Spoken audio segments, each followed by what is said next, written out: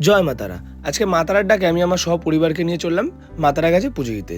আমার আজকে ছিল সবাই আমার ফ্যামিলির মেম্বাররা, তার সাথে আমি জিম থেকে সোজা আসলাম, এসে একসাথে বেরিয়ে পড়লাম গৌড় এক্সপ্রেসে করে মা তারাকে পুজো দিতে।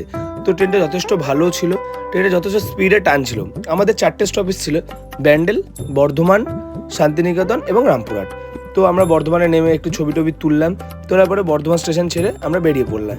এর পরবর্তী আমাদের স্টপেজ ছিল শান্তিনিকেতন, যে স্টেশনটা সত্যিই খুব ভালো, খুব সুন্দর স্টেশন। ততবারই স্টেশনটাকে দেখি। ট্রেনের টাইম ছিল 2টো, কিন্তু ঢুকলো 2:11। ট্রেনটা 10 মিনিট লেটে চলছে। তারপরে ঢুকলাম সাইথিয়া, যেখানে অনেক বড় রেল অ্যাক্সিডেন্ট হয়েছিল। তো ধীরে ধীরে দেখতে দেখতে চলে আসলাম আমরা রামপুরহাট। রামপুরহাটে আমাদের টাইমিং ছিল 3:07, কিন্তু ট্রেন ঢোকার 3:17, প্রায় 10 মিনিট লেট। স্টেশনের বাইরে সেই অপরূপ দৃশ্য, মা তারা, তারাপীঠের দৃশ্য। তারপর অটো করে চলে আসলাম আমাদের হোটেলের সামনে। হোটেল থেকে একজন নিতে এসেছিলো আমাদেরকে। তো আমরা যথারীতি হোটেলে ঢুকে রেডি হয়ে নিলাম মাকে পুজো দিতে যাবো বলে।